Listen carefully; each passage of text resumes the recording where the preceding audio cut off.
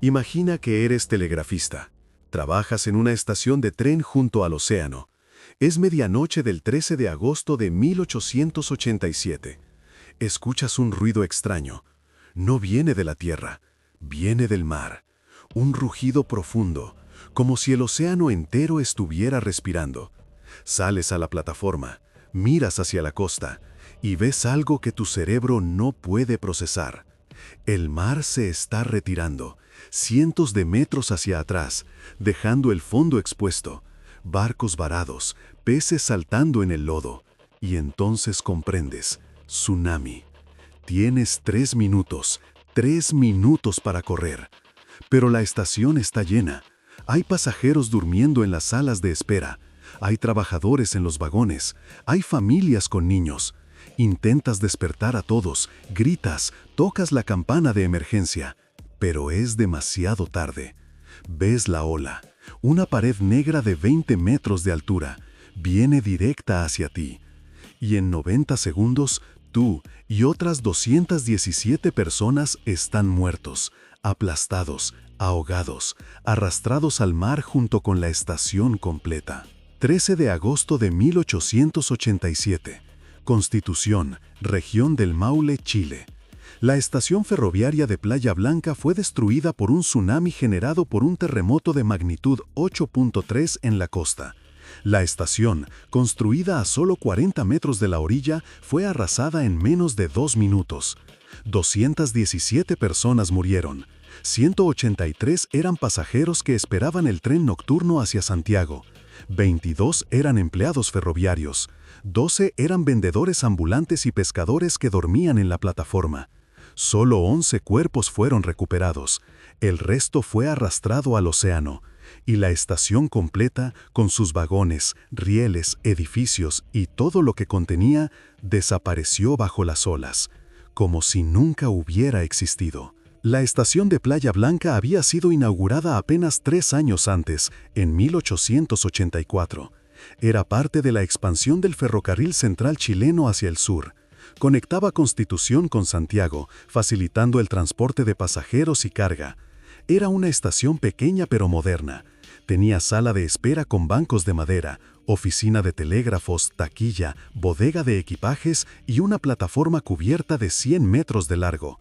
3 vagones de pasajeros permanecían estacionados permanentemente ahí, sirviendo como alojamiento temporal para viajeros que llegaban tarde o salían temprano.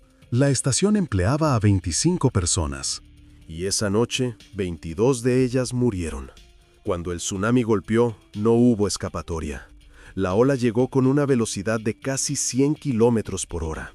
Destrozó los edificios como si fueran de papel. Los vagones fueron levantados y lanzados tierra adentro. Los rieles se retorcieron como alambre. Y las personas, todas las personas que estaban en la estación, fueron barridas instantáneamente. Algunos murieron por el impacto. Otros se ahogaron en el agua turbia llena de escombros. Y otros fueron arrastrados al mar, donde se hundieron con el peso de sus ropas empapadas y el pánico en sus pulmones. La estación completa desapareció en menos de 5 minutos.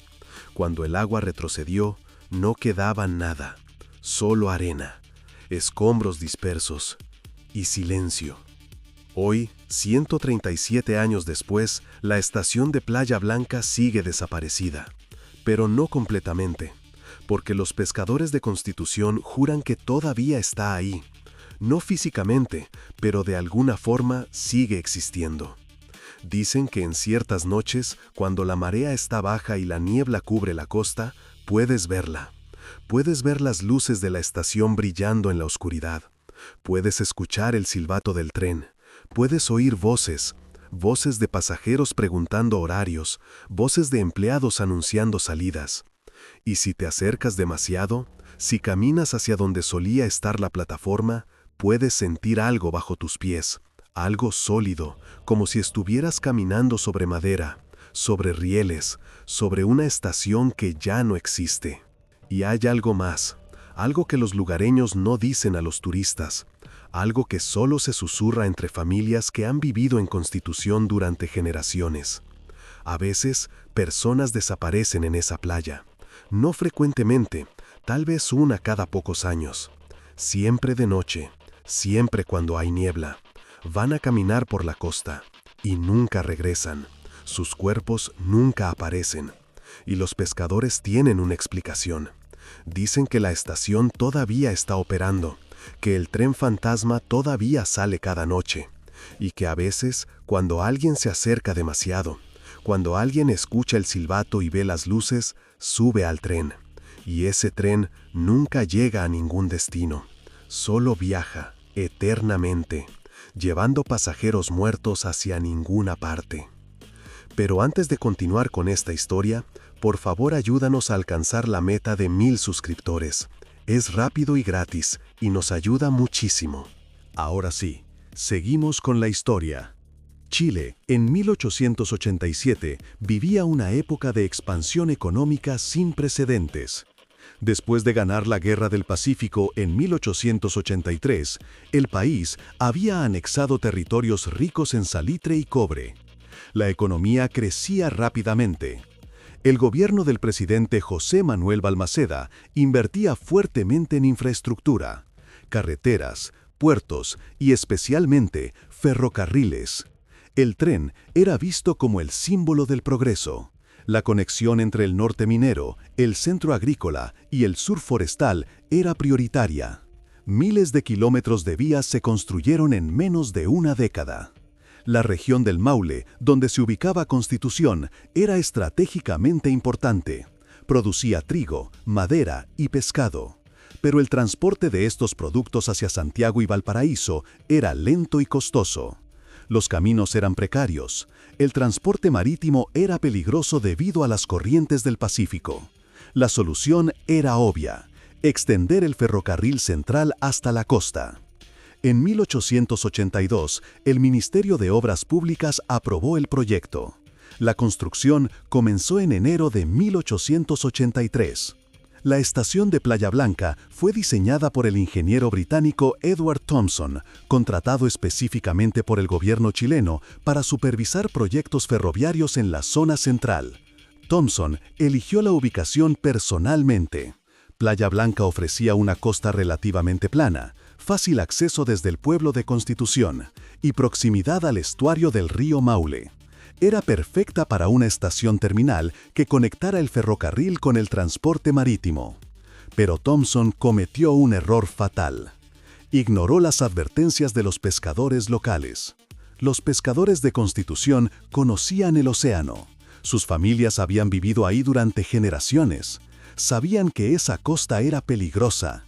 Sabían que cada cierto tiempo el mar se enfurecía. Tsunamis. No eran frecuentes, pero ocurrían. El último había sido en 1835, 52 años antes. Había destruido parte del pueblo, había matado a 40 personas. Los ancianos recordaban, advertían, pero Thomson era un hombre de ciencia, de números, de planos, no de supersticiones. Construyó la estación a 40 metros de la orilla. Según sus cálculos, era suficientemente seguro. La construcción tomó 18 meses, empleó a más de 200 trabajadores. La estructura principal era de madera de roble traída desde los bosques del sur. Los rieles eran de acero importado desde Inglaterra. La estación tenía 2 edificios principales. El primero albergaba la taquilla, la oficina del jefe de estación, la sala de telégrafos y una pequeña bodega. El segundo era la sala de espera, con capacidad para 100 personas sentadas. Había bancos largos de madera, una estufa de hierro para el invierno y ventanas grandes que daban al océano. Los pasajeros podían ver el mar mientras esperaban sus trenes. La plataforma era el orgullo de Thomson, 100 metros de largo, cubierta con un techo de zinc sostenido por columnas de hierro forjado, iluminada con faroles de aceite cada 10 metros. Y junto a la plataforma había 3 vagones permanentes, vagones viejos retirados del servicio activo, pero todavía funcionales. Se usaban como alojamiento temporal. Pasajeros que perdían conexiones podían dormir ahí por una pequeña tarifa. Cada vagón tenía 12 asientos que se convertían en camas. No era lujoso, pero era conveniente. La estación fue inaugurada el 15 de marzo de 1884. Hubo ceremonia oficial. El gobernador regional cortó la cinta. Una banda militar tocó el himno nacional. El primer tren llegó desde Santiago con autoridades, comerciantes y curiosos. Fue un día de celebración. Constitución finalmente estaba conectada con el resto del país. El progreso había llegado. Durante los siguientes 3 años, la estación operó sin problemas mayores. 3 trenes diarios. Uno salía hacia Santiago a las 6 de la mañana. Otro llegaba desde Santiago a las 3 de la tarde. Y el último, el tren nocturno, llegaba a las 11 de la noche y salía a las 5 de la madrugada. La estación se volvió el corazón económico de Constitución. Comerciantes enviaban productos, familias viajaban, trabajadores migraban hacia las ciudades, y la estación siempre estaba llena, siempre activa, siempre ruidosa con el sonido de conversaciones, maletas arrastrándose y el silbato del tren. El personal de la estación era como una familia.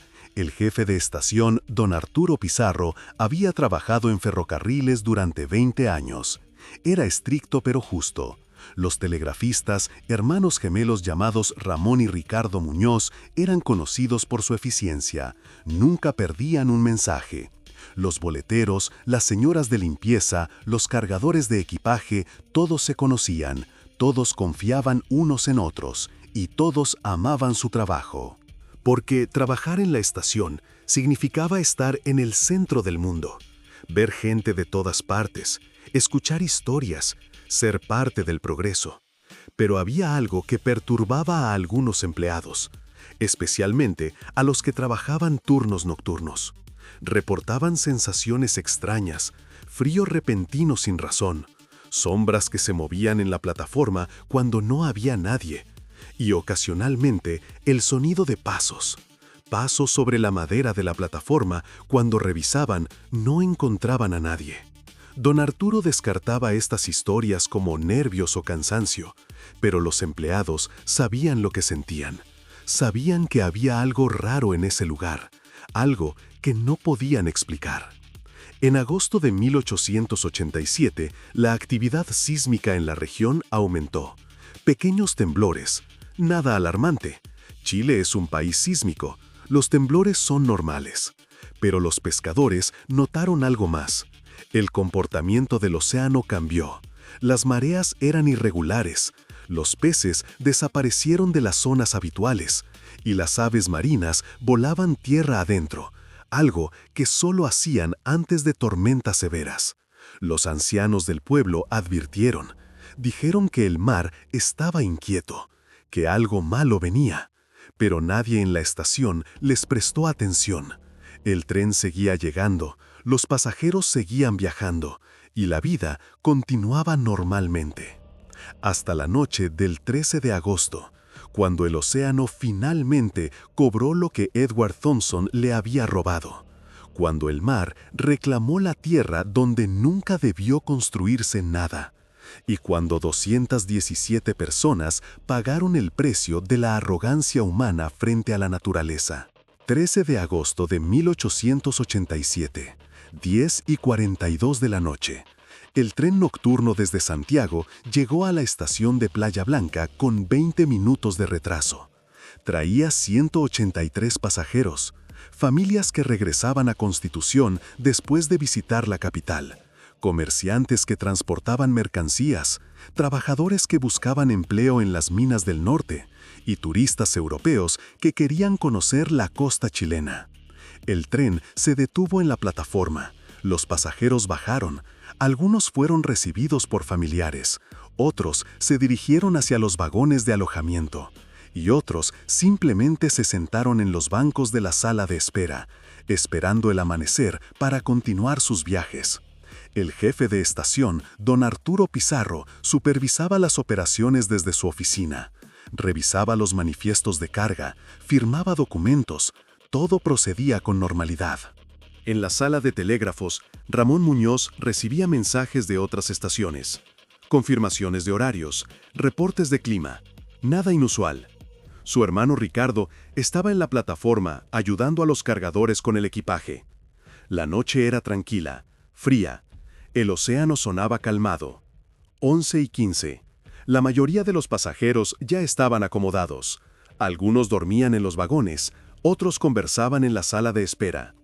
Las señoras de limpieza, doña Mercedes Soto y su hija Clara, barrían la plataforma. Los vendedores ambulantes, que siempre rondaban la estación, se habían instalado en un rincón, durmiendo sobre sus mantas. Y los pescadores, que usaban la estación como refugio nocturno, estaban acostados cerca de la bodega, envueltos en sus redes. 11:37. Ramón Muñoz sintió algo extraño. Un temblor, leve, apenas perceptible. Miró el péndulo del reloj de pared, se balanceaba ligeramente. Después se detuvo. Ramón no le dio importancia. Temblores pequeños eran comunes. Continuó transcribiendo un mensaje. 11:40. El temblor regresó, más fuerte. Las ventanas vibraban, las lámparas de aceite se balanceaban. Don Arturo salió de su oficina. Miró alrededor. Los pasajeros en la sala de espera se habían puesto de pie. Algunos parecían nerviosos. Pero el temblor cesó después de 15 segundos. Don Arturo levantó las manos. Tranquilos, ya pasó, solo un temblor pequeño. La gente se calmó, se sentaron nuevamente. 11:43. Ricardo Muñoz estaba en la plataforma cuando escuchó el ruido, un rugido profundo, grave, como trueno subterráneo. Pero no venía del cielo, venía del océano. Se acercó al borde de la plataforma, miró hacia la costa y vio algo que lo heló. El mar se estaba retirando, rápidamente, cientos de metros hacia atrás, dejando el fondo marino expuesto. Barcos pesqueros que habían estado flotando ahora estaban varados en el lodo. Peces saltaban desesperados. Y el ruido continuaba, cada vez más fuerte. Ricardo comprendió instantáneamente. Tuzuna.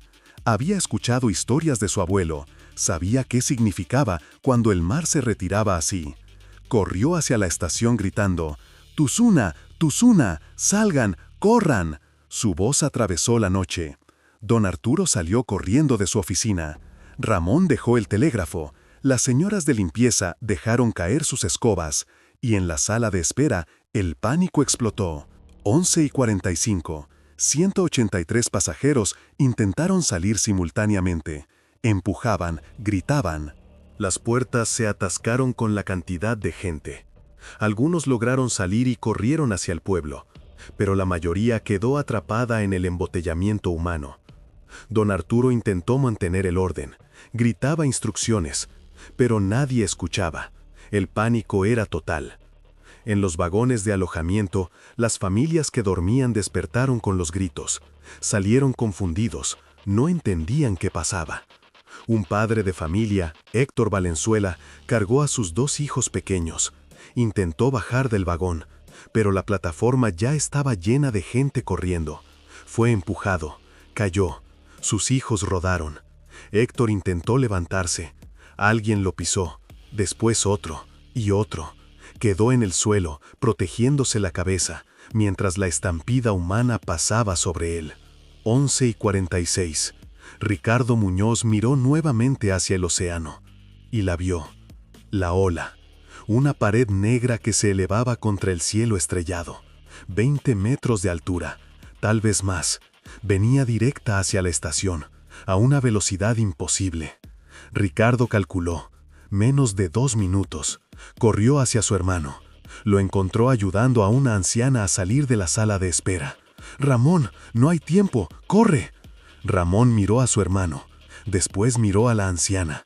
No podía dejarla. «Vete tú, yo la ayudo». Ricardo dudó. Después corrió. Fue la última vez que vio a su hermano vivo. 11:47. Don Arturo Pizarro estaba en la plataforma tocando la campana de emergencia. El sonido metálico resonaba desesperado, pero ya era inútil. La mayoría de la gente seguía atrapada. Algunos habían logrado alejarse 50 metros, otros apenas 20, y muchos todavía estaban dentro de los edificios. Don Arturo vio la ola acercándose. Supo que no había escapatoria. Dejó de tocar la campana. Se persignó y esperó. 11:48. El tsunami golpeó la estación de Playa Blanca con la fuerza de 1000 locomotoras. El sonido fue ensordecedor, un estruendo que se escuchó hasta Constitución, a 3 kilómetros de distancia. La ola destrozó los edificios instantáneamente. La madera se partió como palillos, las columnas de hierro se doblaron, el techo de zinc salió volando, los vagones fueron levantados como juguetes y lanzados tierra adentro. Uno de ellos voló más de 100 metros antes de estrellarse contra un grupo de árboles. Las personas en la plataforma fueron barridas inmediatamente. No tuvieron oportunidad de gritar. El agua los golpeó con tanta fuerza que muchos murieron por el impacto antes de ahogarse. Cuerpos fueron lanzados contra escombros, contra rieles retorcidos, contra fragmentos de madera con clavos expuestos. Y los que sobrevivieron al impacto inicial se encontraron bajo el agua. Agua turbia, llena de escombros, imposible saber dónde estaba la superficie. Ramón Muñoz intentó nadar, pero algo lo golpeó en la cabeza, una viga de madera. Perdió el conocimiento instantáneamente. Su cuerpo fue arrastrado hacia el océano junto con docenas de otros. La anciana que intentaba salvar desapareció en el torrente. Don Arturo Pizarro fue aplastado contra la pared de su propia oficina cuando el edificio colapsó. Murió en segundos. Doña Mercedes y su hija Clara estaban en la plataforma cuando la ola llegó. Mercedes empujó a Clara hacia adelante, intentando darle una oportunidad. Clara fue arrastrada, pero logró agarrarse de un poste de luz que todavía estaba en pie. Resistió 30 segundos. Gritaba por su madre, pero Mercedes había desaparecido bajo el agua. Clara finalmente perdió el agarre. El agua la arrastró, se hundió, inhaló agua y en 40 segundos dejó de luchar. Héctor Valenzuela, el padre que había caído en la plataforma, fue aplastado por un vagón que el tsunami arrojó sobre él. Sus 2 hijos, de 5 y 7 años, fueron arrastrados al mar. Sus cuerpos nunca fueron encontrados. 11:50. La ola alcanzó su punto máximo de penetración tierra adentro. Había viajado casi 500 metros desde la costa. Después comenzó a retroceder, y cuando el agua regresó al océano, se llevó todo: escombros, vagones, rieles y cuerpos, docenas de cuerpos, flotando, enredados en maderas, arrastrados hacia el mar abierto. Medianoche, el agua había retrocedido completamente, y donde había estado la estación de Playa Blanca no quedaba nada, solo arena mojada, fragmentos de madera dispersos, pedazos de metal retorcido, y silencio, un silencio absoluto, roto solo por el sonido de las olas volviendo a la normalidad, como si nada hubiera pasado. Como si 217 personas no hubieran muerto ahí hace apenas 12 minutos. Ricardo Muñoz, que había corrido y logrado alejarse lo suficiente, regresó caminando lentamente. Llevaba una linterna, iluminaba el área donde había estado la estación, buscaba a su hermano, gritaba su nombre: ¡Ramón! ¡Ramón! Nadie respondía, solo el océano, calmado, indiferente. Como si no acabara de tragarse una estación completa y a todas las personas que estaban en ella. Al amanecer, cuando los primeros habitantes de Constitución llegaron al lugar, encontraron a Ricardo sentado en la arena, todavía sosteniendo la linterna apagada, mirando el vacío. No lloraba, no hablaba, solo miraba, porque su cerebro no podía procesar lo que había visto. No podía aceptar que todo había desaparecido, que su hermano había desaparecido, que la estación donde había trabajado durante 3 años simplemente ya no existía. 14 de agosto de 1887, 6 de la mañana. El gobernador regional de Constitución, don Bernardo Letelier, llegó al sitio acompañado de 20 soldados del ejército y 5 médicos. Lo que encontró desafió toda comprensión. La estación de Playa Blanca había dejado de existir. No quedaban edificios, no quedaban estructuras reconocibles. Solo un campo de escombros dispersos en un radio de medio kilómetro. Fragmentos de madera, pedazos de metal, ropa desgarrada y ocasionalmente un cuerpo. Los soldados comenzaron la búsqueda inmediata de sobrevivientes. Caminaron por la playa, revisaron entre los escombros, gritaron nombres. No encontraron a nadie vivo. Todos los que habían estado en la estación esa noche habían perecido o desaparecido. La única excepción era Ricardo Muñoz, el telegrafista que había logrado escapar. Pero Ricardo estaba en estado de shock. No podía hablar coherentemente, solo repetía el nombre de su hermano una y otra vez. El conteo inicial de víctimas fue devastador.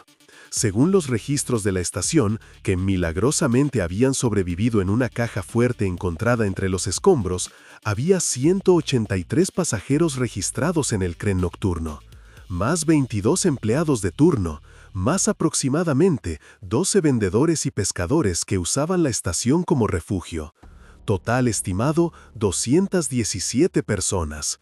Pero solo 11 cuerpos fueron encontrados en las primeras 24 horas. Los cuerpos recuperados estaban en condiciones terribles, golpeados, desfigurados, algunos apenas reconocibles. Los médicos trabajaron durante horas intentando identificarlos, revisaban ropa, buscaban documentos en bolsillos, comparaban descripciones físicas con reportes de personas desaparecidas. Lograron identificar a 7. Los otros 4 permanecieron como desconocidos. El doctor Emilio Bravo, médico forense designado para supervisar las operaciones, escribió en su informe: la violencia del tsunami fue tal que la mayoría de las víctimas fueron arrastradas al océano. Las probabilidades de recuperar más cuerpos son mínimas. El mar se los llevó, y el mar no devuelve lo que toma. Durante 5 días, equipos de búsqueda peinaron la costa. Caminaron kilómetros en ambas direcciones. Revisaron cada cala, cada formación rocosa, cada playa cercana. Encontraron fragmentos, un zapato aquí, una maleta allá, ropa enredada en algas. Pero cuerpos completos, solo 11 en total. 206 personas permanecían desaparecidas, tragadas por el Pacífico, perdidas para siempre. El 18 de agosto, el gobernador tomó una decisión oficial. Suspendió la búsqueda. Era inútil continuar.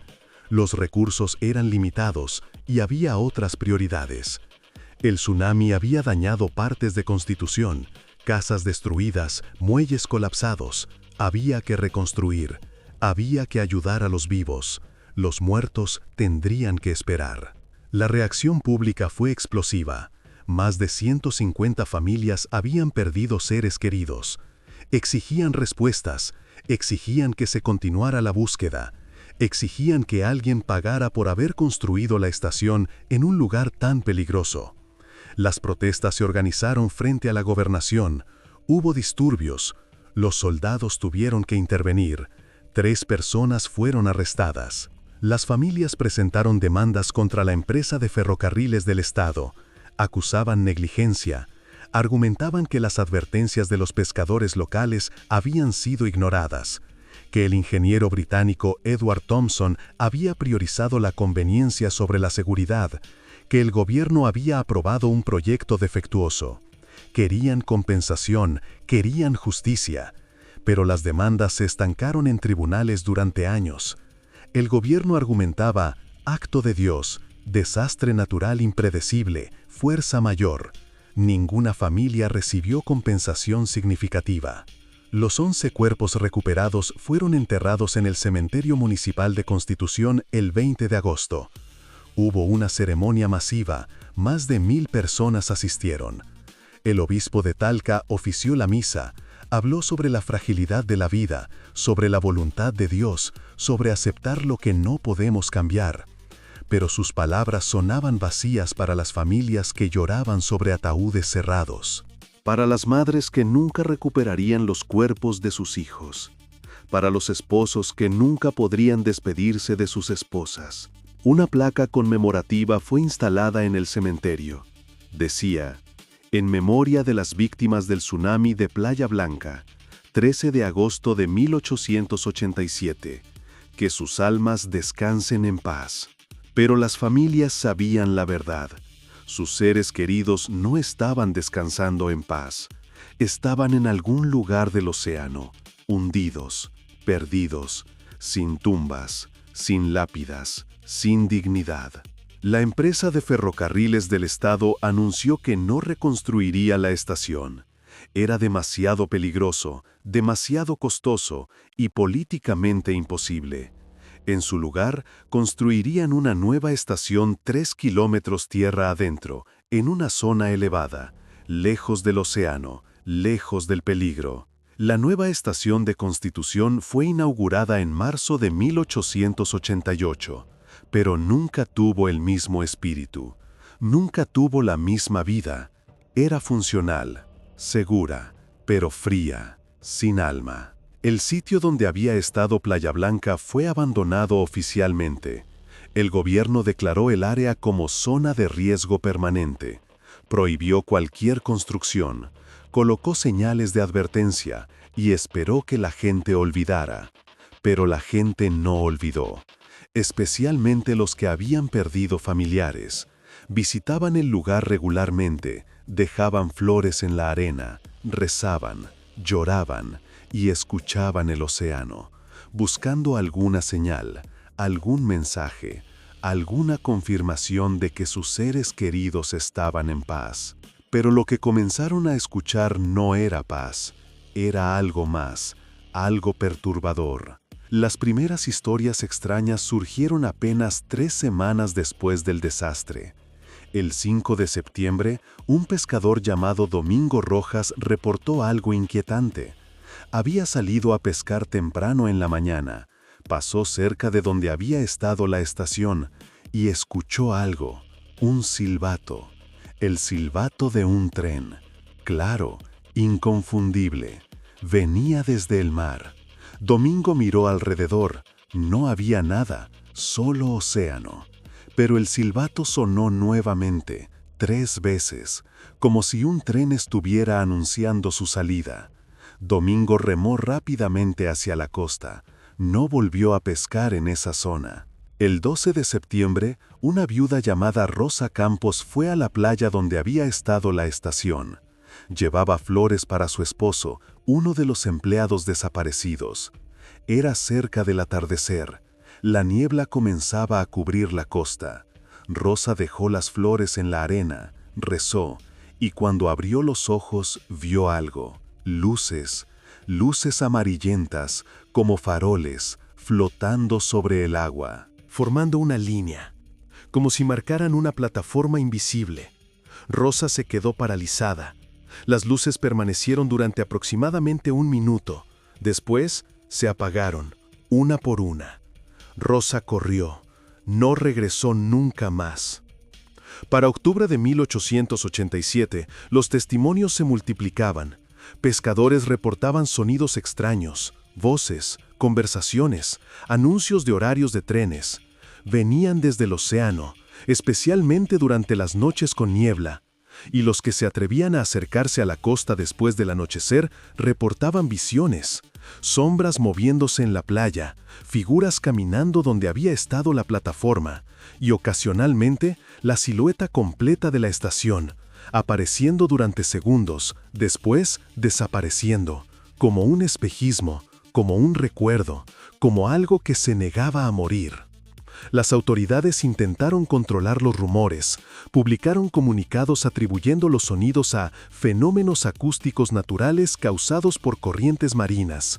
Prohibieron a los periódicos locales publicar testimonios paranormales, pero era inútil. Las historias se esparcían, y con cada historia, menos gente se atrevía a acercarse a Playa Blanca después del anochecer. Ricardo Muñoz, el único sobreviviente de la estación, nunca se recuperó completamente. Renunció a su trabajo en ferrocarriles, se mudó a Santiago, intentó comenzar una nueva vida, pero las pesadillas no lo dejaban. Cada noche soñaba con la ola, con su hermano gritando, con los pasajeros ahogándose, y cada noche despertaba gritando. En 1892, 5 años después del desastre, Ricardo se suicidó. Dejó una nota. Decía simplemente: nunca debí correr, debí quedarme con Ramón, ahora voy a buscarlo.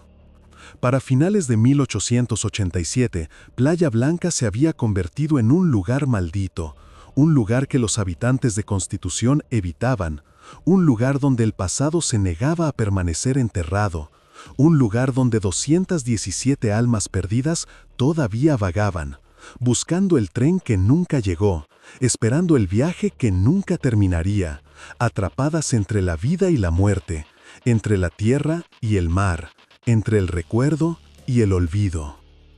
Las primeras manifestaciones documentadas de la estación fantasma ocurrieron en noviembre de 1887, apenas 3 meses después de la tragedia. Un comerciante de vinos llamado Patricio Enríquez viajaba desde Talca hacia Constitución. Era cerca de las 11 de la noche.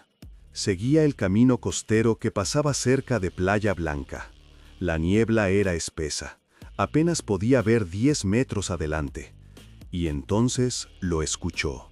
El silbato de un tren. 3 pitidos largos, claros, inconfundibles. Patricio detuvo su carreta. Miró hacia la costa. No veía nada a través de la niebla, pero el sonido continuaba. Después escuchó algo más. El traqueteo de ruedas sobre rieles, el chirrido de frenos y voces anunciando llegadas. Estación Playa Blanca, última parada, por favor desciendan con cuidado. Patricio sintió un frío que no tenía nada que ver con la temperatura. Azotó a sus caballos, huyó. Al día siguiente reportó lo sucedido al párroco de Constitución. El párroco le dijo que rezara y nunca viajara por esa ruta de noche nuevamente.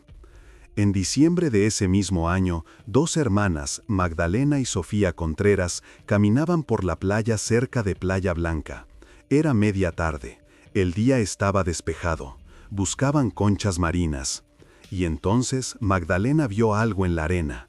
Parecía un riel de tren, parcialmente enterrado. Llamó a su hermana. Ambas comenzaron a excavar con las manos y descubrieron que el riel se extendía. Seguía una línea recta hacia el océano, como si continuara bajo el agua. Sofía quiso seguir excavando, pero Magdalena sintió algo extraño, una presencia, como si alguien las estuviera observando. Miró alrededor, no había nadie, la playa estaba vacía, pero la sensación persistía. Y entonces escuchó pasos sobre madera, como si alguien caminara sobre una plataforma. Pero no había plataforma, solo arena. Magdalena agarró a su hermana. «Vámonos, ahora». Corrieron, y cuando miraron hacia atrás, vieron algo que las persiguió en pesadillas durante años. Una sombra oscura con forma humana, parada exactamente donde habían estado excavando, mirándolas, inmóvil.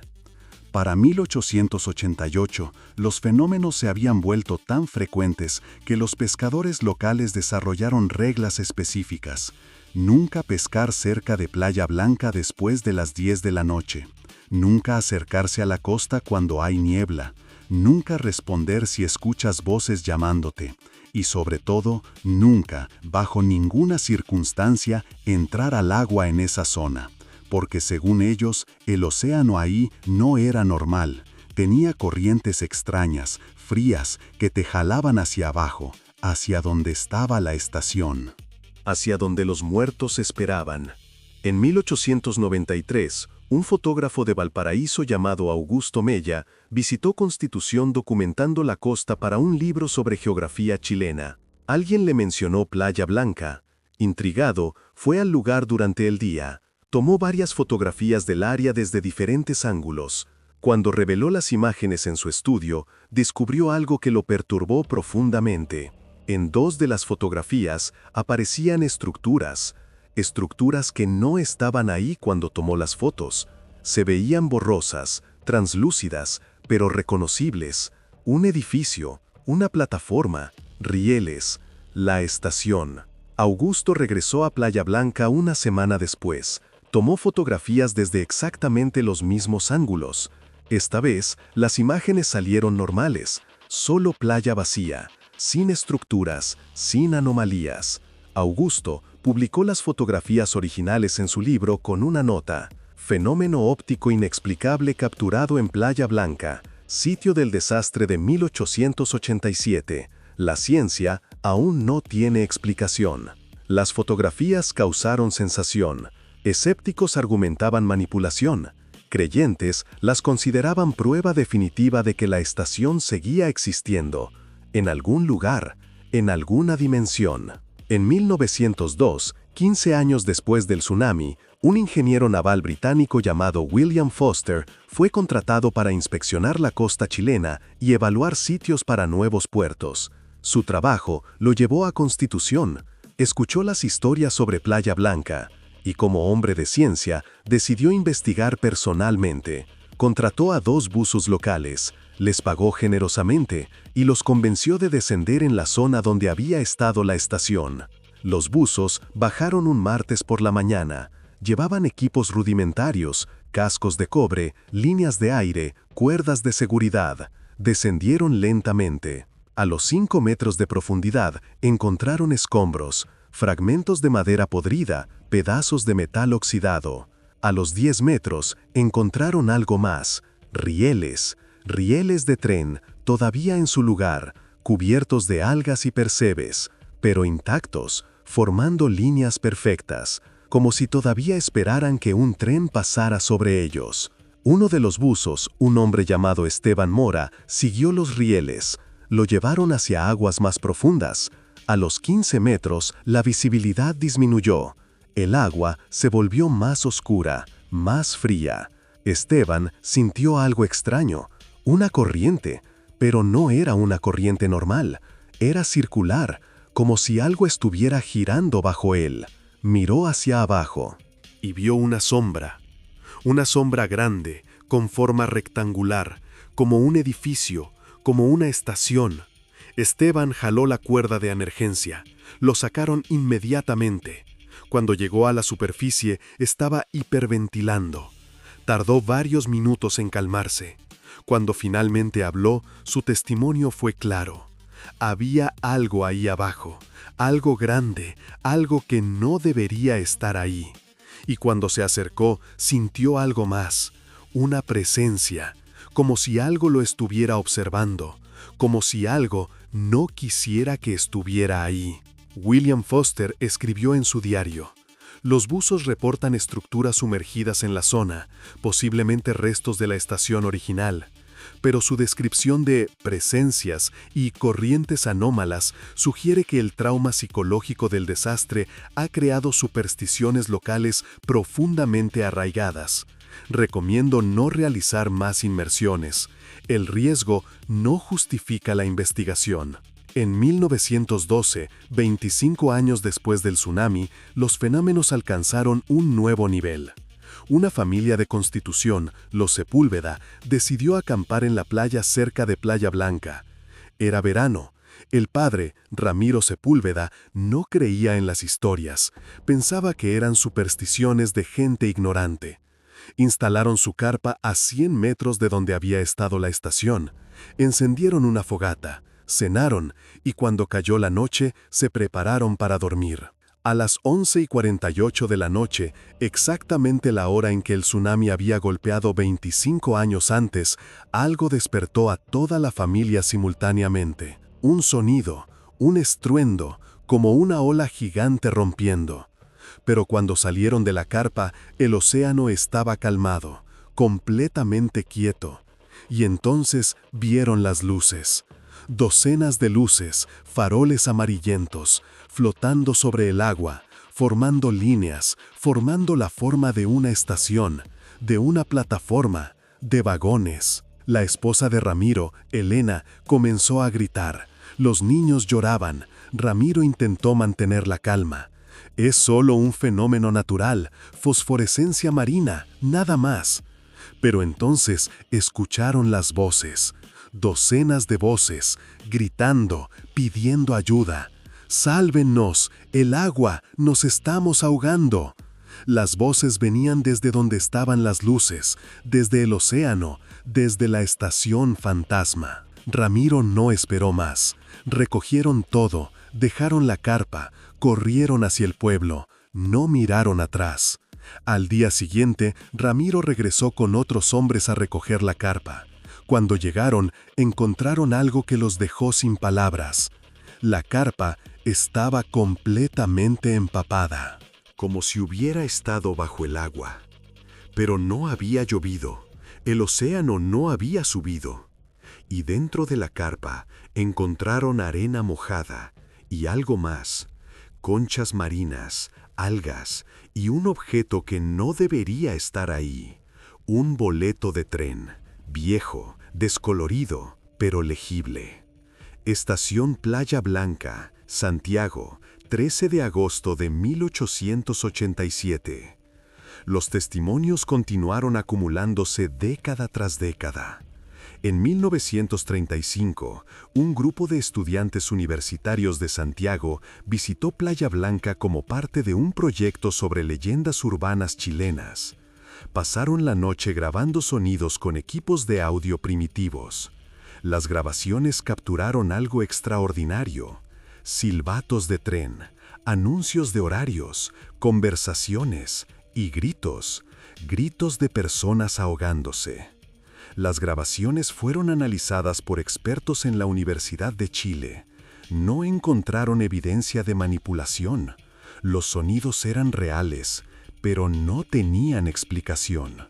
En 1968, durante una tormenta particularmente fuerte, varios habitantes de Constitución reportaron haber visto algo imposible. La estación completa, materializada en la playa, durante aproximadamente 5 minutos, con sus edificios, su plataforma, sus faroles encendidos y figuras humanas, caminando, como si fuera una noche normal, como si el tsunami nunca hubiera ocurrido. Después, la tormenta se intensificó, un relámpago iluminó la costa, y cuando la luz se apagó, la estación había desaparecido.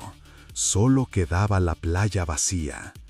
Los pescadores que todavía se atrevían a navegar cerca de Playa Blanca desarrollaron una teoría.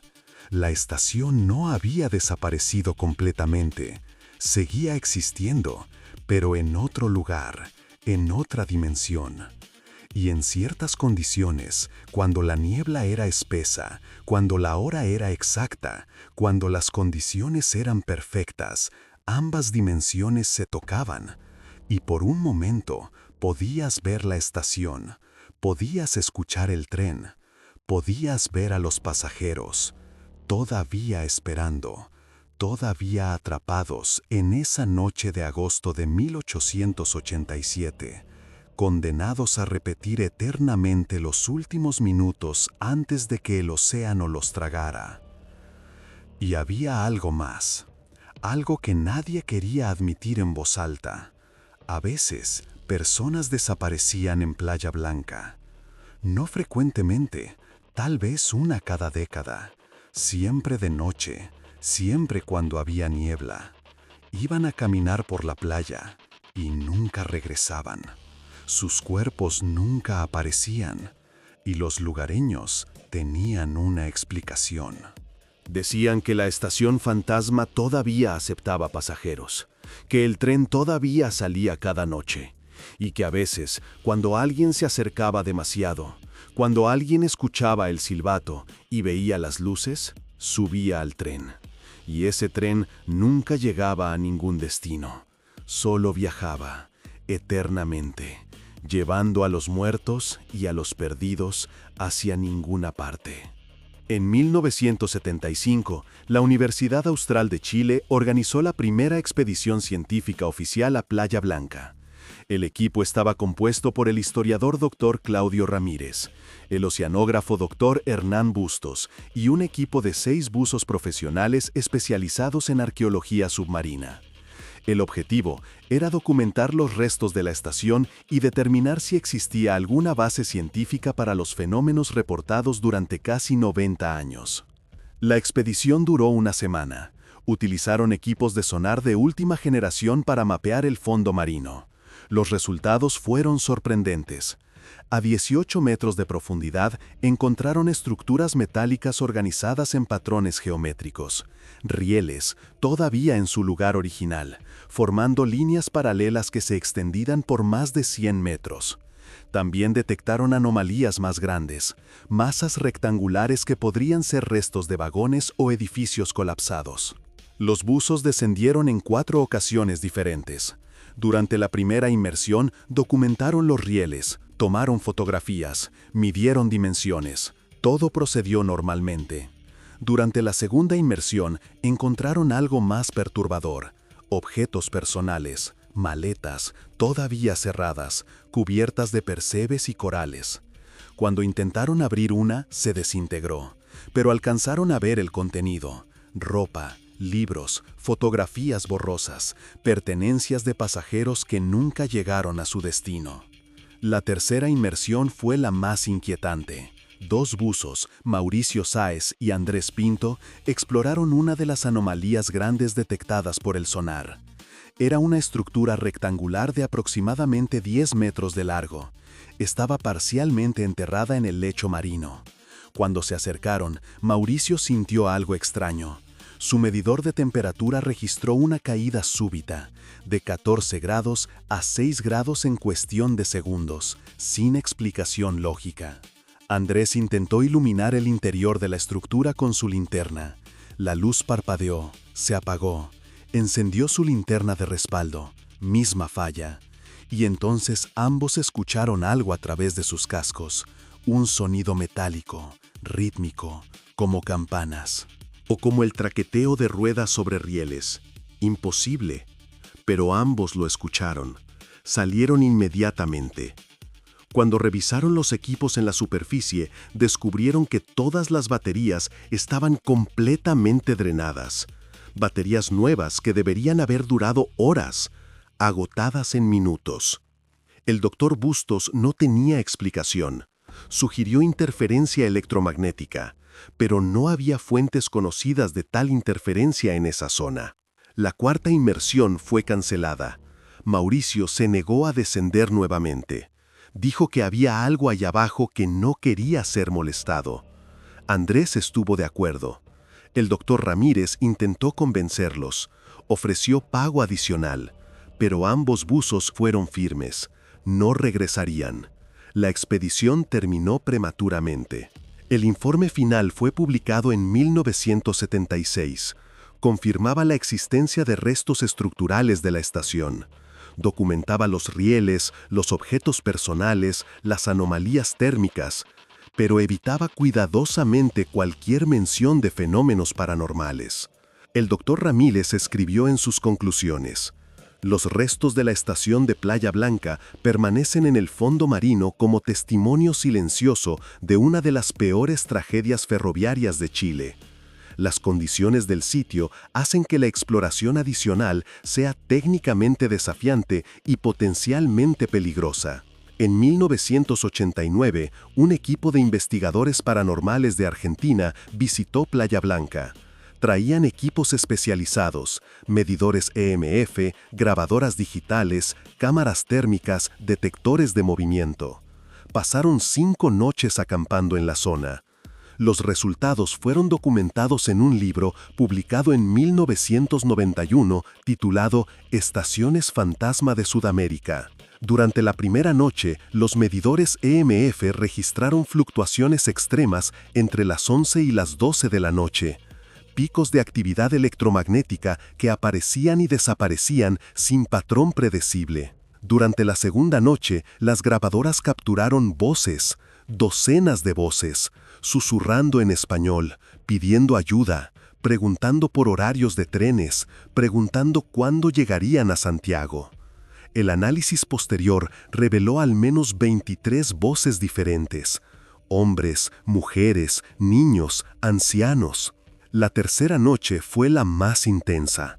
A las 11:48, exactamente la hora del tsunami, todas las cámaras térmicas detectaron simultáneamente figuras emergiendo del océano, figuras humanas, caminando hacia la playa, avanzando lentamente. Los investigadores contaron 32 figuras. Todas dejaban rastros de temperatura anormalmente baja. Todas se movían en la misma dirección, hacia donde había estado la estación. Cuando las figuras llegaron a la playa, se detuvieron. Permanecieron inmóviles durante aproximadamente 2 minutos. Después comenzaron a moverse nuevamente, pero esta vez sus movimientos eran erráticos. Corrían, caían, se levantaban, como si estuvieran huyendo de algo, como si estuvieran reviviendo los últimos momentos antes de morir. Y entonces, todas simultáneamente se dieron vuelta, corrieron de regreso hacia el océano y desaparecieron bajo las olas. El líder del equipo argentino, el parapsicólogo Dr. Gustavo Méndez, concluyó en su libro Playa Blanca, no es simplemente un lugar embrujado, es un bucle temporal, un momento de trauma tan intenso que se ha grabado en el tejido mismo de la realidad. Las víctimas del tsunami no están muertas en el sentido tradicional, están atrapadas, reviviendo eternamente sus últimos momentos, y en ciertas condiciones, ese bucle se vuelve visible para los vivos. Pero, ¿qué explica la persistencia de estos fenómenos? ¿Por qué después de más de un siglo, la estación fantasma sigue manifestándose? Varios expertos han propuesto teorías. El Dr. Bustos sugirió que las condiciones geológicas únicas de la zona, combinadas con corrientes marinas específicas, podrían crear efectos acústicos y ópticos que explican algunos de los fenómenos reportados. Sonidos que viajan distancias inusuales, reflejos de luz que crean ilusiones. Otros investigadores proponen explicaciones más esotéricas. El antropólogo Dr. Javier Molina argumenta que la muerte súbita y violenta de 217 personas en un mismo lugar y momento generó lo que él llama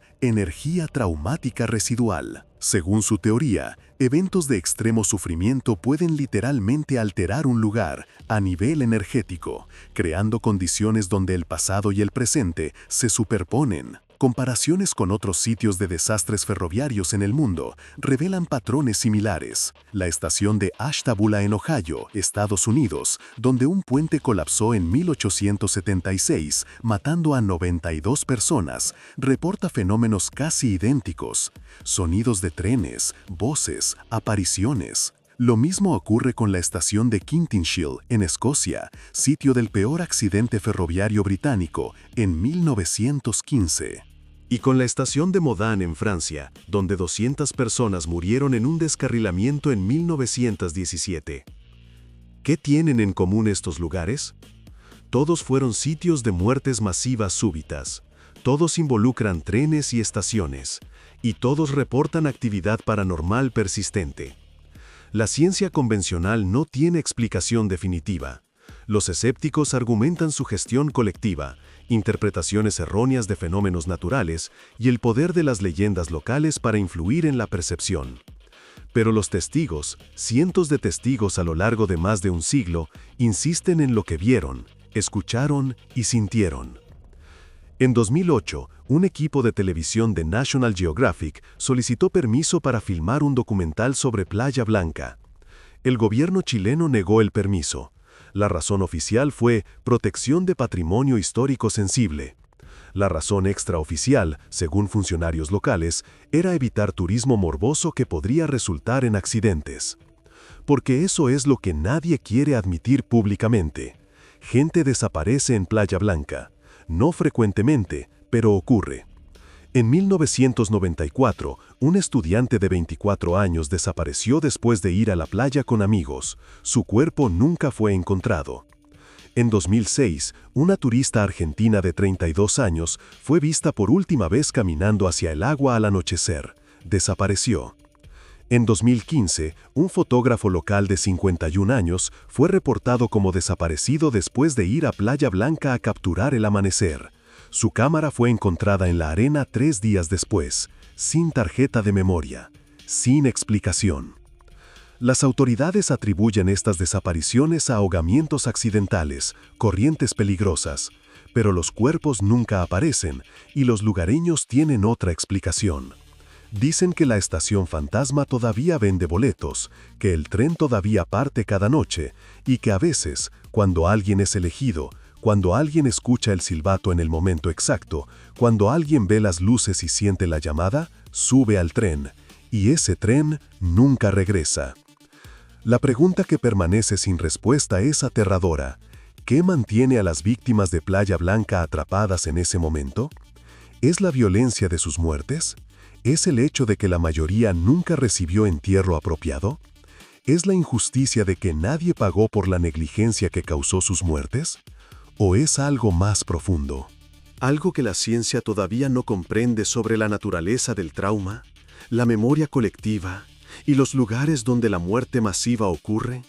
La estación de Playa Blanca permanece sumergida bajo 18 metros de agua, 137 años después del tsunami, con sus rieles todavía en su lugar, con sus vagones colapsados en el fondo marino, con sus 217 víctimas dispersas entre el lecho oceánico y las profundidades del Pacífico.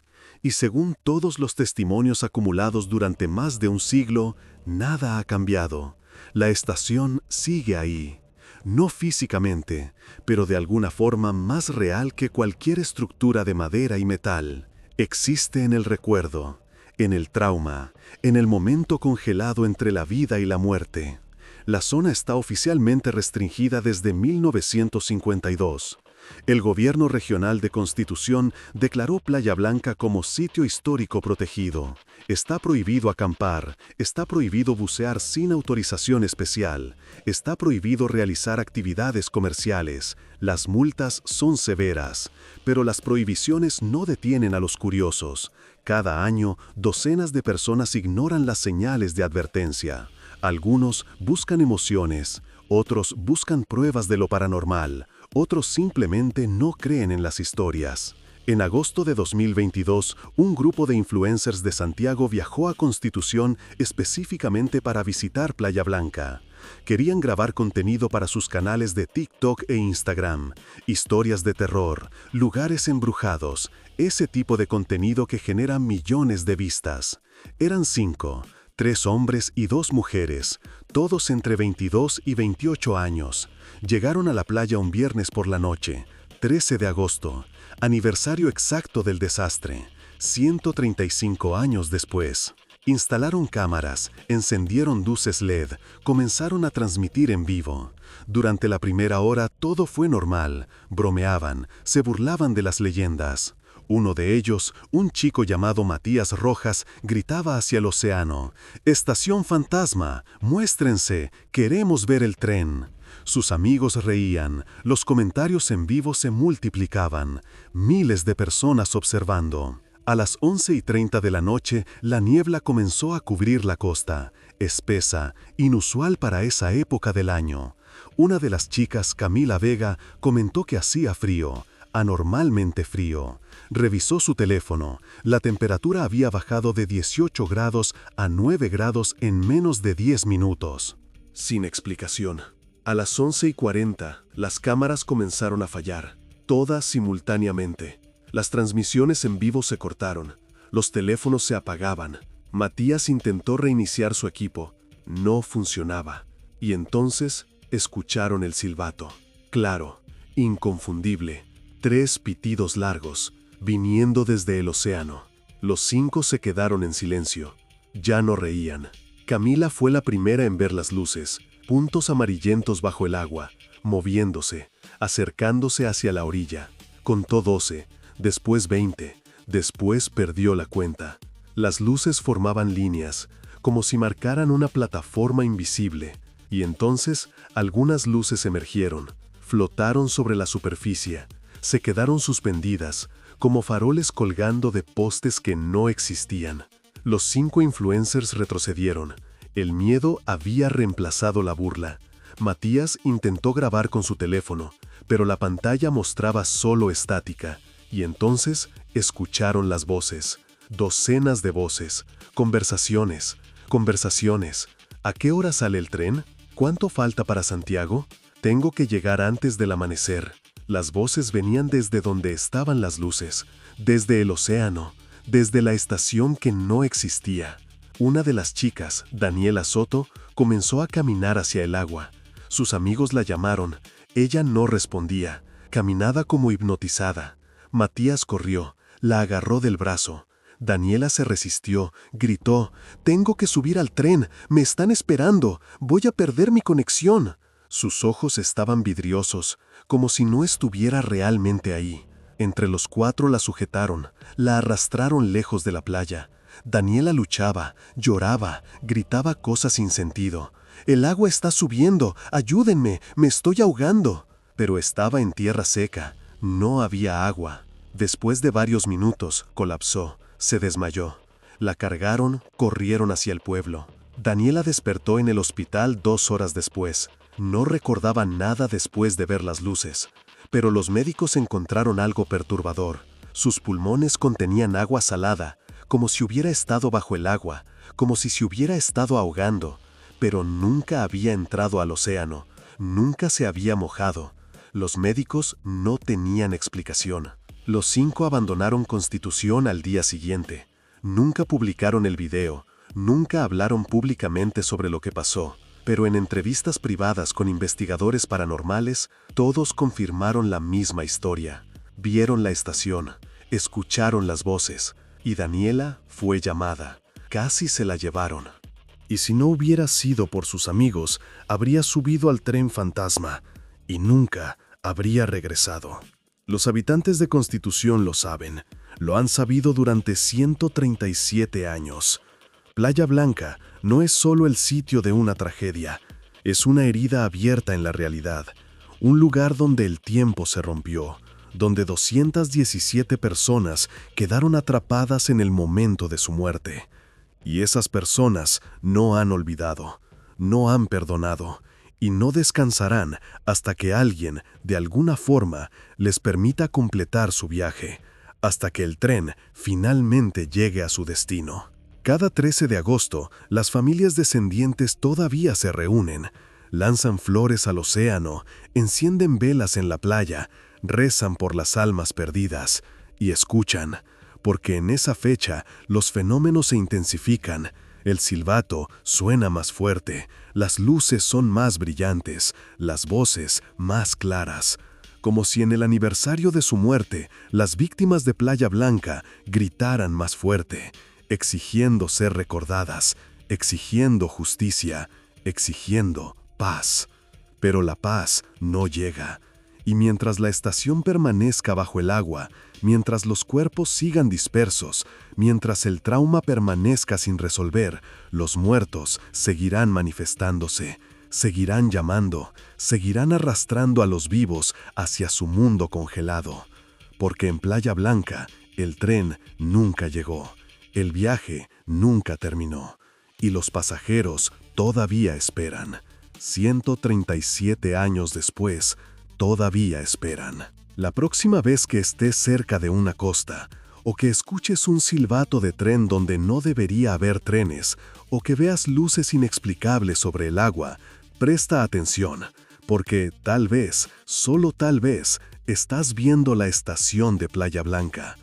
Y si escuchas voces llamándote, si sientes la urgencia de acercarte, si ves el tren esperando, no subas. No importa cuánto lo desees, no importa cuánto sientas que debes hacerlo, porque ese tren no va a ninguna parte, solo viaja eternamente, llevando a los muertos y a los perdidos a través de un océano sin fin. Y si subes, nunca bajarás, nunca llegarás a tu destino, solo viajarás para siempre, con 217 almas que llevan 137 años esperando una estación que nunca aparecerá.